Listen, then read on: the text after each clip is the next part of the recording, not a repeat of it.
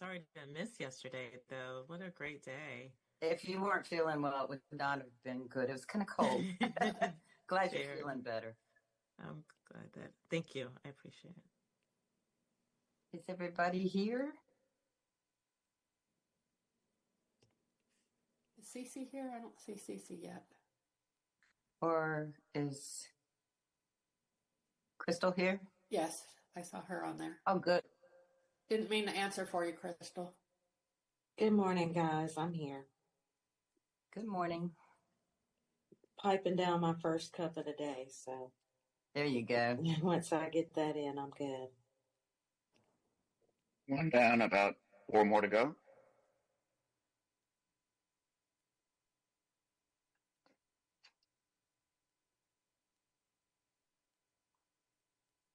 Mayor, would you like us to get started?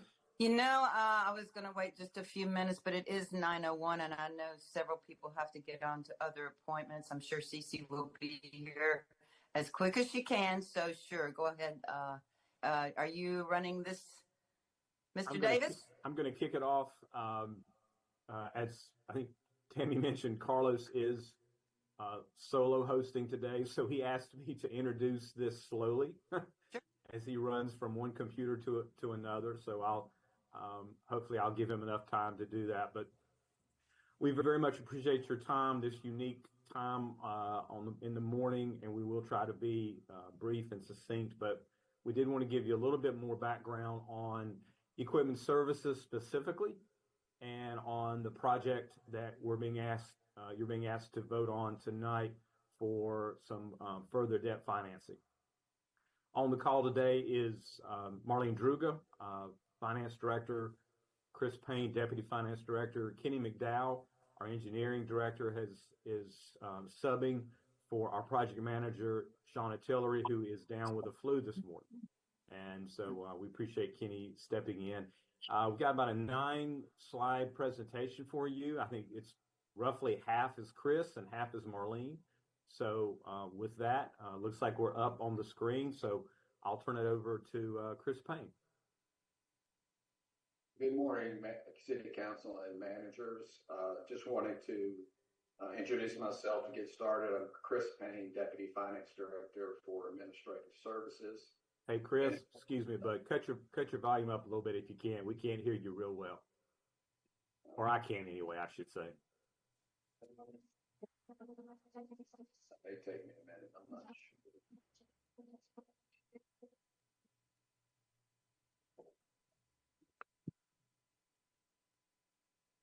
Maybe I should just try talking louder. The output volume is all. Is that better?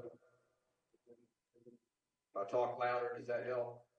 Give it all you got. I can hear you.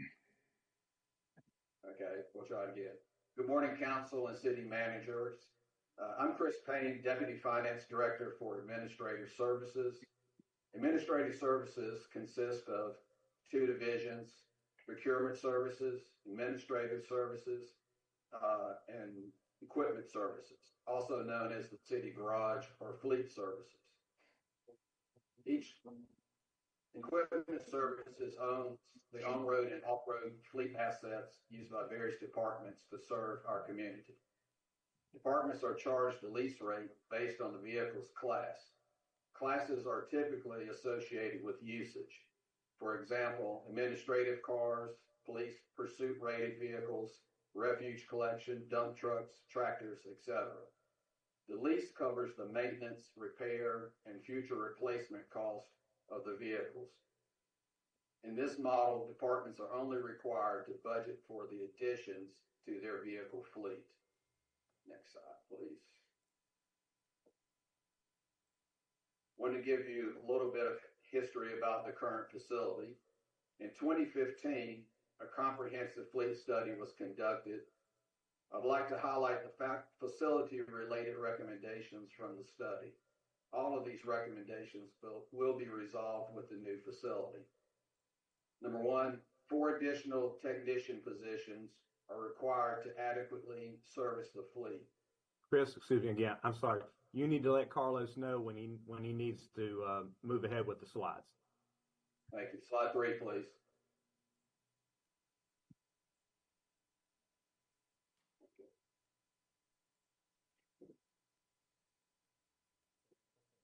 again, in 2015, a comprehensive fleet study was conducted, and I just wanted to highlight the five responses from the study that impact the new facility.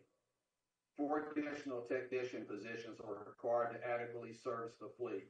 The current service bays are at 100% utilization. We have only added 2 technicians since the study in 2015.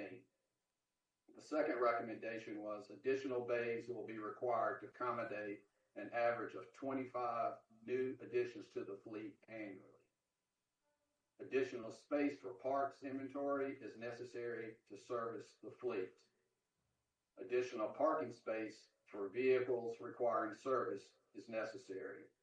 And finally, adequate office space for the administrative staff is necessary.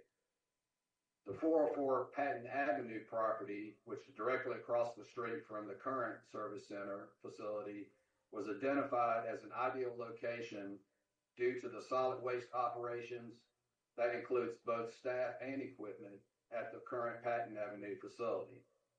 The majority of refuse trucks are serviced and repaired by second shift technicians to be made available for the next morning's routes.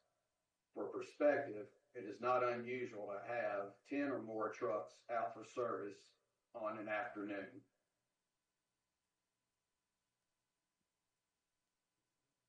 Next slide, please. In addition to being at full capacity, the administrative offices and light duty service bays are undersized. Additional bays will provide for future growth. The current facility has 35 surface bays. The new facility will have 44. The new centralized parts location will allow us to stock frequently used parts, reduce cost by purchasing larger quantities, and improve efficiency by minimizing downtime. The expanded space will also allow staff to unload and move heavy parts via forklift. The new facility will feature modernized equipment, including an essential fluids and lubrication delivery system to each service bay. The automated system will provide accuracy, eliminate waste, and improve safety. Expanded and defined areas for parking equipment with various service statuses will minimize confusion and potential for accidents. Some of those multiple services include out of service, ready for pickup, waiting for service or repair, and vehicle inventory waiting to be put in service. Next slide, please. So Chris, I think we are a couple slides behind. If you could just look at these, I think you're a little bit ahead. We should be on slide 5.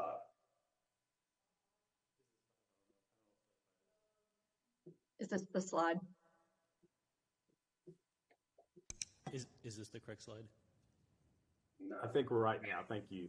Okay, thank you. no, that's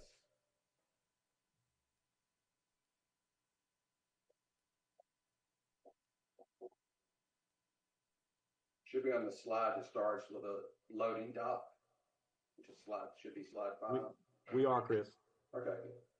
The current facility does not have a loading dock for unloading heavy parts in large drums. The new centralized parts location will allow us to stock frequently used parts, reduce costs by purchasing larger quantities, and improve efficiency by minimizing downtime. The new facility will provide adequate space to store, stage, and sell surplus equipment. Surplus equipment auctions provide an important revenue source for our city's fleet. The revenue is a component of the lease rate calculation. At this point, I'll turn it over to Marlene. Next slide, please. Yes, good morning. The project has been ongoing since 2022 when we had that pre-design started, and that allowed us to go forth with a bid for the construction manager at risk project, our contract with Samet in June of 2024.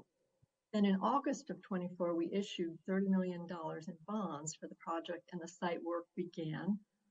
However, after a few borings and testing initial grading, the construction activities halted since November of 2024. During the intervening time between then and now, We've done phase 1, phase 2 environmental site assessment have been conducted. The state agency DEQ was notified, and a soil management plan has been completed. Also, a change order has been entered into the contract for additional site work and completion of the assessment activities. Next slide, please.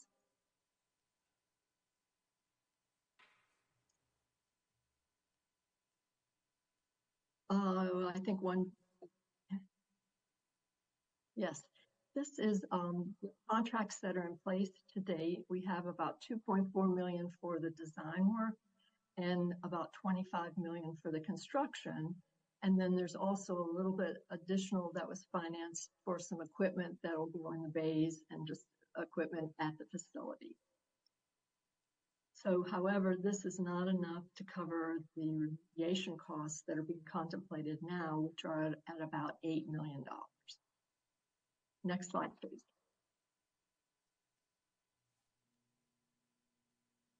So this slide provides some comments and consideration for our bonds. As we mentioned, we issued $30 million in August of 2024 to build the new garage facility. And the garage itself, or the new facility, will serve as the collateral for that debt. So there are two items of note for our bonds. In our documents to the bondholders, we said that we would use proceeds to construct a garage.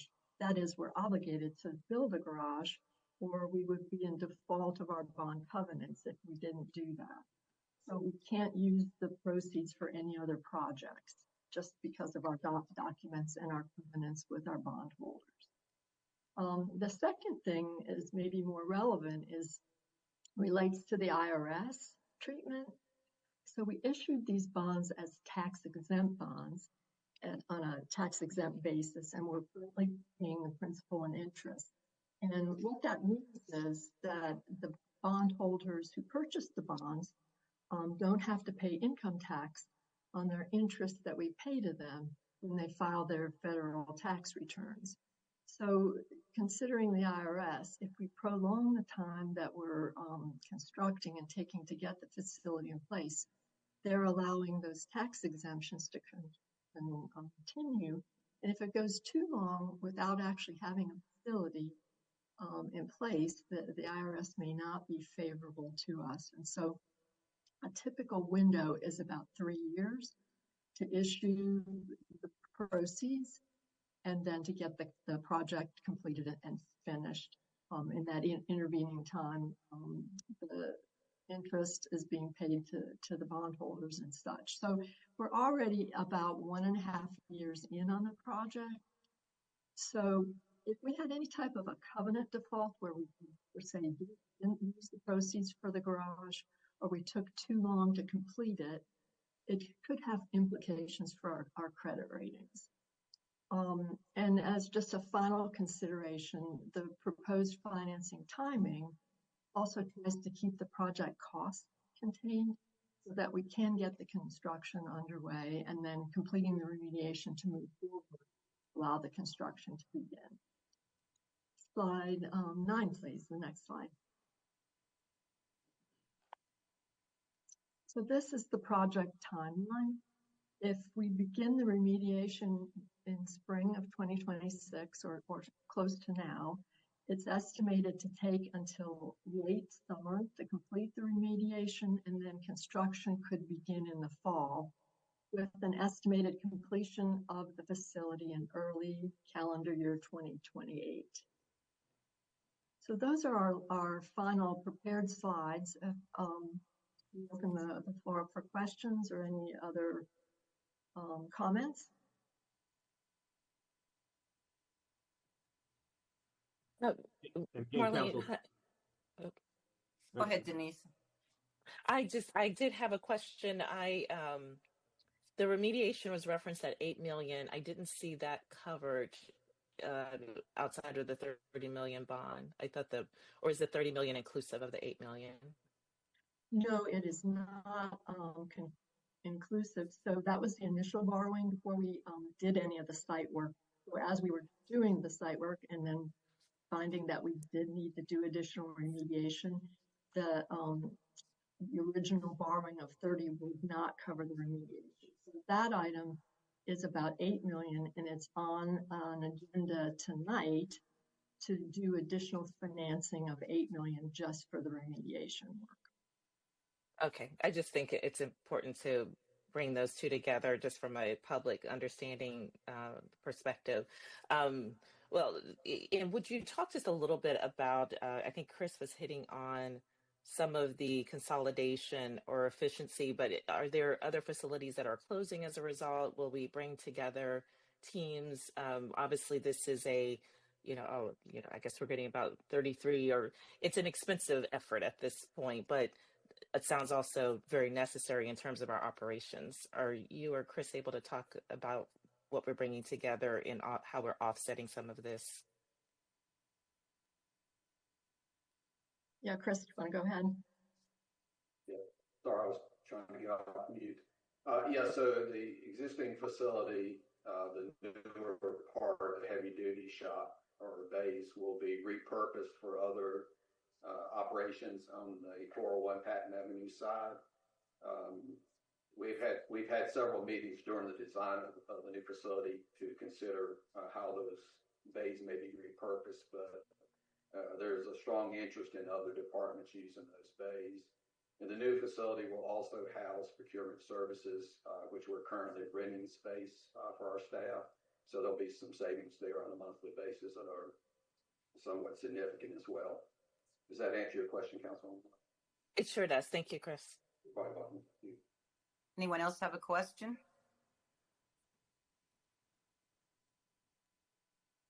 Mr. Davis?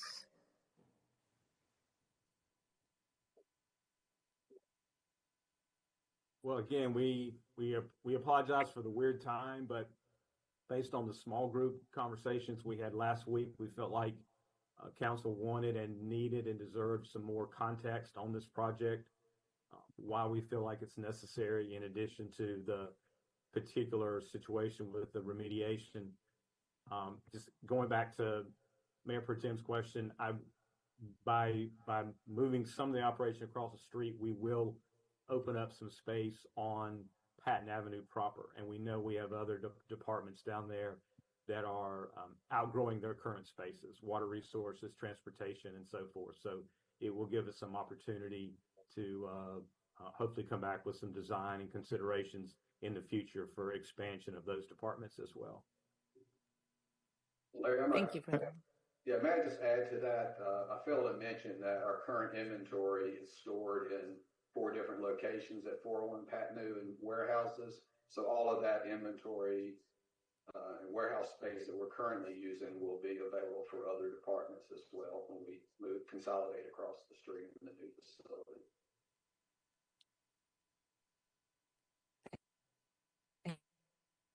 Yeah, I think, it is a lot of money, and it is a lot of money for the remediation, but yet we will be having other departments who can possibly use the facilities there. So I think that's very important to express to the public. Mary, can I ask a... Yeah, go ahead, Tammy? Sorry, just for Marlene or Larry, the additional debt that we're voting on tonight, will that have, I know it's taking up some of the debt capacity, but do you anticipate that directly impacting the need for a tax rate change at this point? Or can we absorb it under our own, the existing tax rate? So currently we're able to absorb it under our existing tax rate. Just all our estimates and planning assumes that we will be able to. Okay, thank you. Denise, did you have another question? I had a quick question. So I understand that, this is going to increase capacity. Can we also speak a little bit to anticipated speed of which we can get the vehicles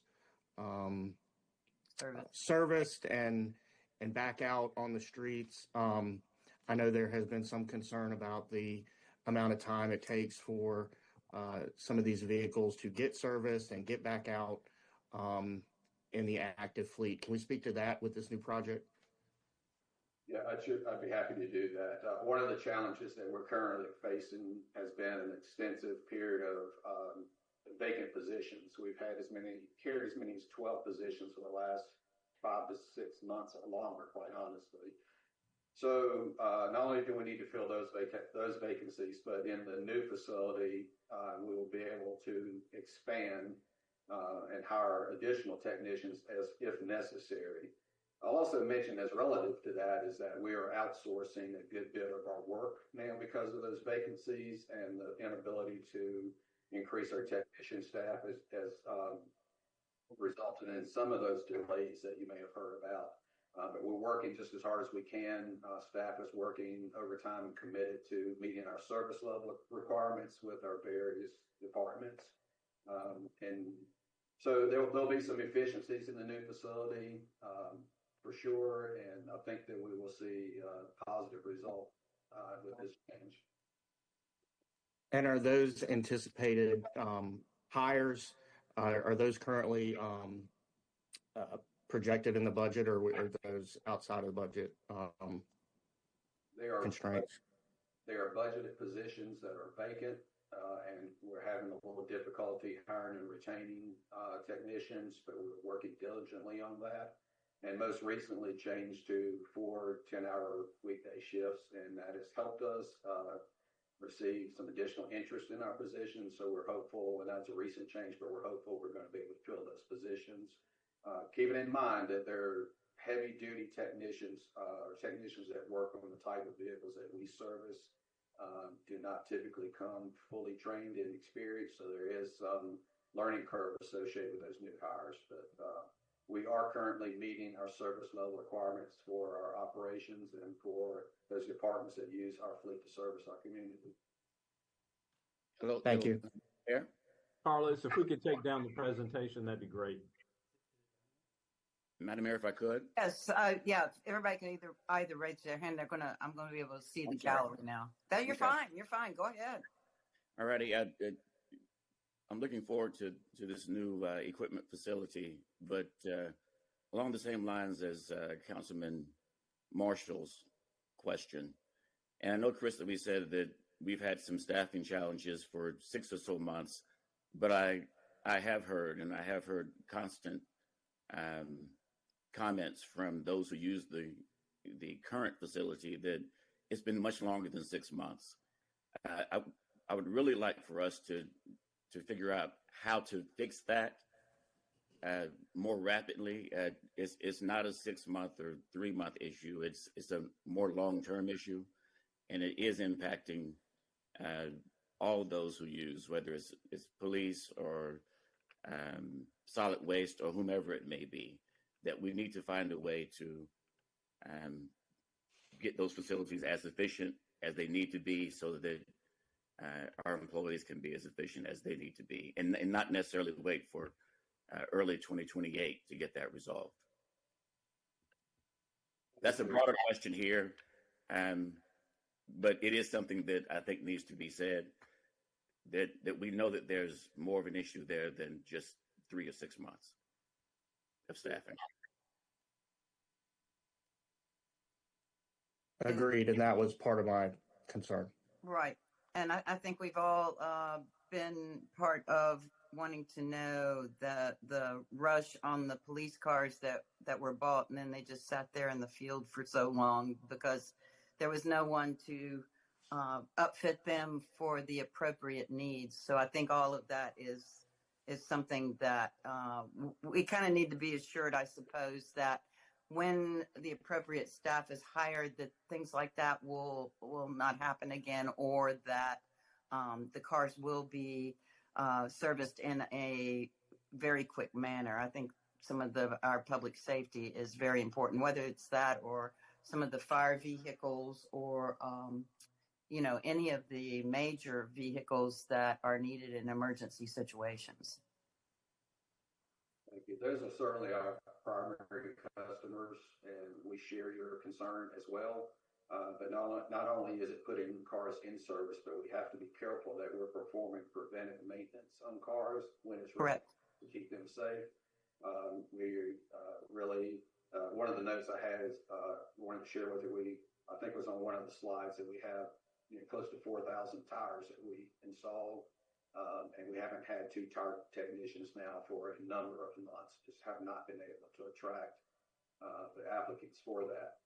Consequently, we've been outsourcing all of our tire replacements, and that is just not as efficient as doing it in-house for obvious reasons. Right. Thank you. Mr.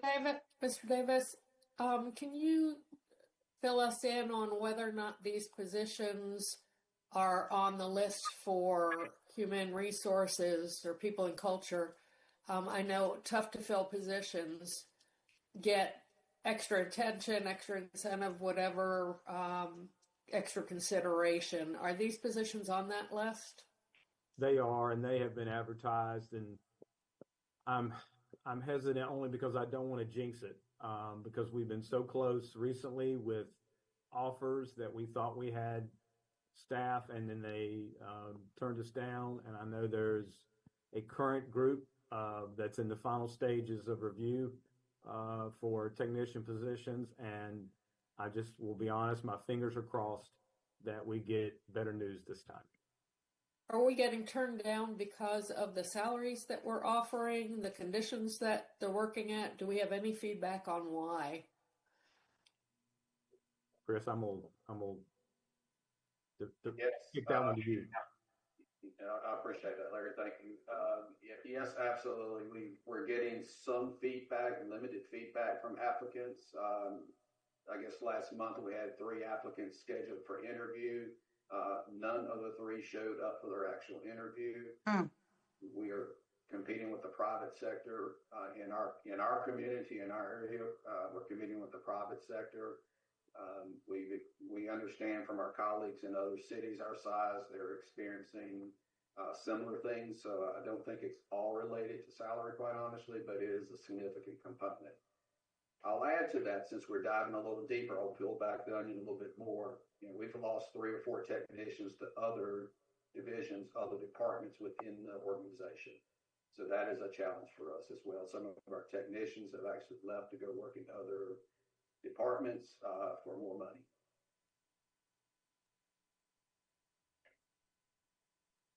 Thank you. I think we're running into that in a lot of positions. What is the salary range for these positions? Any idea? Or a G or a grade. Well, they start, Jeff. I've got over here with me. 12 to 14,000. So we have positions that are G12 to G14. I don't know what the control point is offhand, but I can get that information and share it with you. Yeah, Thank you, Chris. Thank you. If I could just, I'm sorry. if I can tag a question onto that, just since if you're going to come back, maybe also share with us the overall operational cost or expense as the at full complement. So once you would actually have those positions filled, how's the operational cost for where we are today compared to what it will look like with this facility up and running? Absolutely. Thank you. I'd love for us to do an analysis. Obviously, if we're paying outside resources to fill some of these positions because we don't have them, my assumption is that cost may exceed what our cost would be if we were performing this work ourselves. The premium that we're paying, if we were not paying that premium, could we add it to our salaries, come out even, and have better output? So I'd hope that we can take a look at that. I know that's a hard question to answer just off the cuff, but it would be good information to have, especially as we're heading into next year's budget, to see how that will look going forward. So you pay both the premium and then just the logistical time loss Exactly. So anything that's being done somewhere else has to be delivered to and then delivered and then received back. So you have to factor that in as well. So there's an opportunity cost of not raising the salary level that we're trying to hit, and I know salary isn't everything, but think we need to at least know what we're looking at there. And I would like to see, just because a lot of times, and I know this is on the agenda for this evening, and I've got really no issue with it because I think we need it. However, I do think it would be to our advantage. Are there other cities that are doing the same services that we are and what they are paying those technicians? Because I know a lot of this is specialized. I know a lot of it is, something that maybe other cities don't do. Maybe they, maybe they have privatized that, but I can see the benefit to us, having it in-house. I certainly see that. But I'm just curious about the other cities, and I apologize I didn't think of that question last week or when we were talking about this before. That's a great question. If you don't mind, I'd like to just comment on that. What we're seeing is our salaries are not that necessarily that far out of line with other municipalities. However, the service that we provide is significantly different. Right. Other spot mechanics don't do welding, don't do a lot of welding, for example. We pretty much perform all functions of repair with the exception of body work. We don't do any body work, but we do replace engines and transmissions. We have the skill set to do all of our upfitting for police cars and other administrative cars in-house. So we typically carry a higher level technician in terms of skill set than other agencies do. And again, perform a lot of the, more advanced functions than you typically find in a municipal garage. I have a question, just when it comes to what the fee of, if you were in the private sector, what you could earn from that particular specialty field. It sounds like we're asking them to do a lot for a minimum amount, which is why you can't keep staff. So I would, along with Tammy, be interested in, are we paying them what their value is? It would be my suggestion in looking into, because if you can, everyone has to make a living, and you're going to go to the place that provides the best living for you. So are we valuing them and what we're asking them to do? And if I'm sorry, go ahead. Go ahead. I'd like to respond to that. We just recently had conversations with our human resources partners and asked them to evaluate that exact thing. And again, pertaining to my earlier comment, our salaries are not necessarily extremely, I'll use that word, out of line. But when we're comparing ourselves with other agencies, they're paying similar salaries, some more, some less, but not exactly for the same work. So it makes it difficulty to level size that to get an honest comparison. Yeah, if I could say it sounds like we're answering the question as we are asking the question. We're low in staff. We're losing people because of pay, because they're doing a job that is more intensive than others are doing. And if we're having that problem now, when we expand and have the new facility, it'll be even worse. So we're going to have to address this now, whether it's bringing in those third-party roles, whether it's just a matter of increasing the pay so we can keep those, retain those that are good. We have an example here recently in the past couple of years, GPD. This is going down the very same path. We were losing good people, losing folks because of pay. We increased the pay. And by the way, we were at a deficit of 120. We increased the pay, and things improved rather quickly. So I think we have a model. I think we understand what the issue is. It's just a matter of executing it. And I think that's clearly the concern we're addressing here is the project is already costly. We need to approve additional funding. with that, we need to make sure that the service level increases and the response times shorten. Otherwise, nothing's really changed. So we've got to address that issue. And again, whether that's by increasing pay or whatever the case may be, we've got to deal with that. Otherwise, nothing changes with this project. Yeah, correct me if I'm wrong, Chris, but what I'm hearing is it's not specifically the pay, but the workload that's attached to the position. So is there a way that we can address that to see if folks could uh, either segment the workload? We have folks that are doing specific functions of that workload as opposed to having to perform it all, but still keeping it in-house. Because what I'm hearing is that it's not necessarily the difference in pay, but the difference in the workload, which would also impact your daily, I guess, life in capacity. Yeah, I totally understand what you're saying. I think it's a host of different things, a number of different things. Pay is certainly a factor. Again, I'm saying we're not seeing a significant difference in when you compare the pay numbers.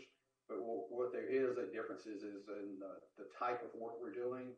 For example, we compare ourselves to one of the heavy truck providers in our local community. They're not servicing garbage trucks, so they're not having to crawl into the back of a garbage truck that just came off of a route and weld a floor. So there's a significant difference in what we're requiring our technicians to do for the same or slightly, maybe even slightly better pay. The job is very different. You can change a brake drum on a heavy dump truck, or you can change a brake drum on a garbage truck. A very different experience. Environmentally, very different experience.